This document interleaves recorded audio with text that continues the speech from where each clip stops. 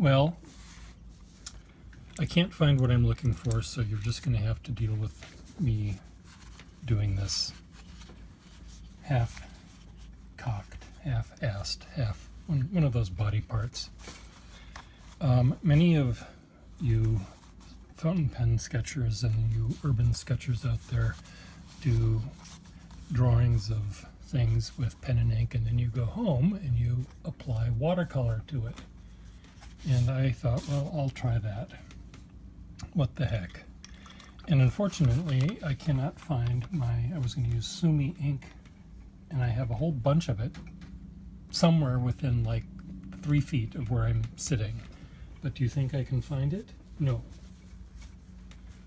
So I'm just going to use water and the ink that's already here. No, I'm not, because it's dried.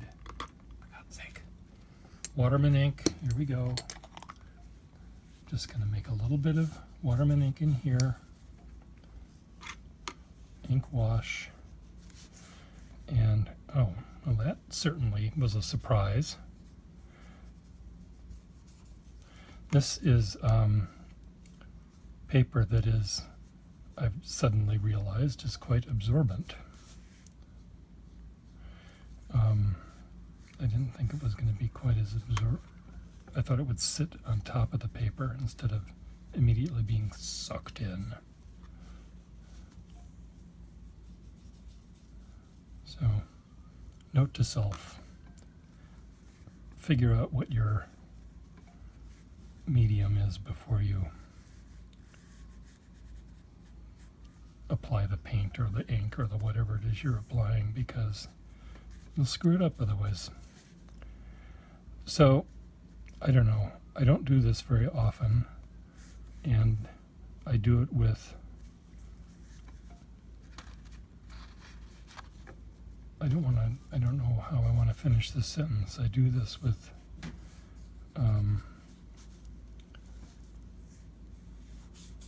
apprehension. Oh, that's not right. I do it with conviction. Certainly not that.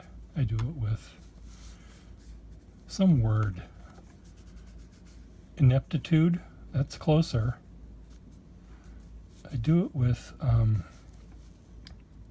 without a clear idea of why I'm doing it. What I did with these images is I scanned them in and I made a little animation, because what I did was I walked around these 3 trees, and I did a drawing, every, well, there's 15 drawings, so what is that roughly? 360 degrees divided by 15. You do the math. Every X number of degrees, it's a little bit less than 45 degrees? 45 degrees. No. Yes, 45. A little greater than 45 degrees, I drew another picture. And what I wanted you to see when it was all done was I wanted that to be obvious. And it wasn't so obvious in the original scans, but I'm thinking if I add these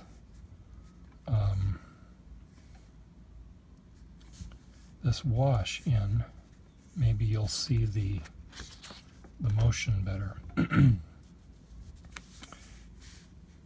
Because I'm drawing essentially the background. I'm filling that in. And I'm not really doing too much to the actual birch tree. Now there was a little tiny birch, of which you see the stem, I don't know what it's called, the branch coming up, the little tiny trunk, the trunklet of the tree coming up with its leaves. And you see it back here. Sometimes it's behind the 3, sometimes it's in front. And, ooh, that was unexpected. This is again what happens when you don't have your little mixing tray or your test piece of paper to see just how dark you're going to make it. And when you're doing ink wash and watercolor, there's no going back. Or there might be ways to do it, but I don't know it. When I was drawing these trees, it was really neat because one tree might have been in shade, was in shade, and another tree the light was hitting it more directly, because they were not all parallel to one another, and sometimes one would cast its shadow onto the tree next to it, and it was just really neat seeing the subtle variations. And sometimes you would see the little peely bits of the bark just catch the light, like right here, these little dark bits. Those were either the highlights on one edge and then the shadow, the deep shadow, because right behind it, it was just this little, it's like an eclipse, a little crescent moon. You would see these bright little specks of color, and it was that I was not catching, and not able to capture with my pen and ink, and I don't think I'm able to capture it with this ink wash. But it was sort of what I wished I could do if I were something other than a talentless hack. No, if I knew how to do that more than I do. And I could have captured it perhaps if I spent 8 hours on the drawing, but that was not. I get bored. See, here was another area that was light, and this was sort of in shade. And so what I'll do is, when I'm done with these washes, I will scan these in and make another little animation of 15 drawings. Okay, I'm not helping at this point. So now on the backs of some of these, on the backs of all of these but this one, I have the other drawings I did. Now, at this point, I was getting frustrated, and it was really hot, and I was getting annoyed, and so I was spending less time drawing, and I'm going to try to retain that bit of looseness with the watercolor I'm applying. See if I can do that.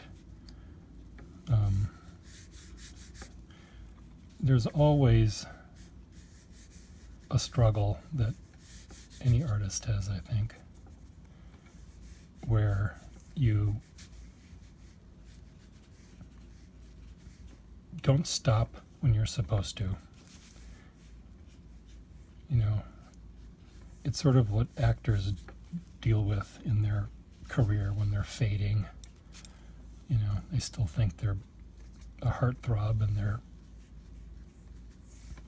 quite old, and they're, no matter how much makeup they put on, the wrinkles are still there, and you know, they should have called it a day long ago.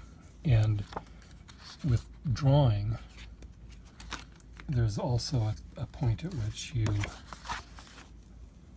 should listen to the drawing when it tells you that it's done. The thing is, it doesn't tell you. You have to look. It's a decision you have to make. The drawing doesn't tell you. And there were many times when I was doing painting the other day when I thought, God, this looks really nice. Let me just fix it, and God damn it. Of course, I screwed it up. So, how do you know when to stop? And if if you figure that out,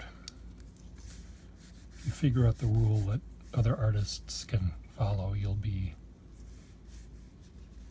rich, because you can sell that secret to us. See, this tree was casting its shadow on this one, which you don't really see, but it's something I remember seeing. So this is another thing that, I'm remembering only a little tiny bit of what happened out there when I was drawing. So I'm sort of just guessing at what I'm doing here. I mean, I know what I'm doing in the back. I'm filling in the background a little bit. I'm trying to also think about what's going to happen when I turn this into when I scan it in and these become frames of an animation. See, D, A, B, C, D, E, F. This is how I was keeping track of what they were. I think I won't even take the D out this time. Just leave that in.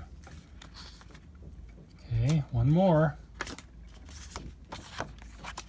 And what was going on here? I think this is the last one I did. And I was sort of more interested at this point in the little tree than the big ones.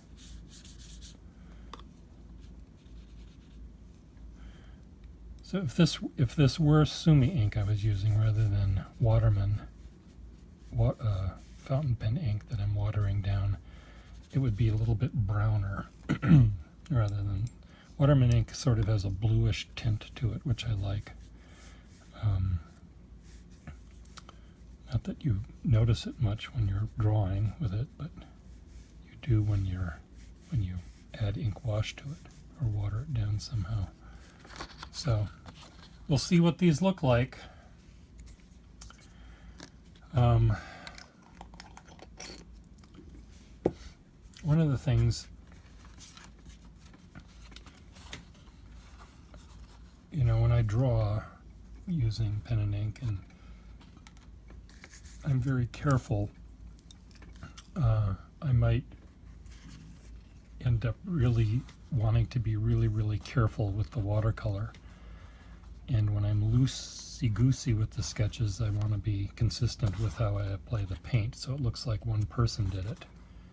One person who's equally frustrated and bored and antsy and hungry and sleepy all at the same time. So we'll see what this looks like when I scan them in. So wish me luck.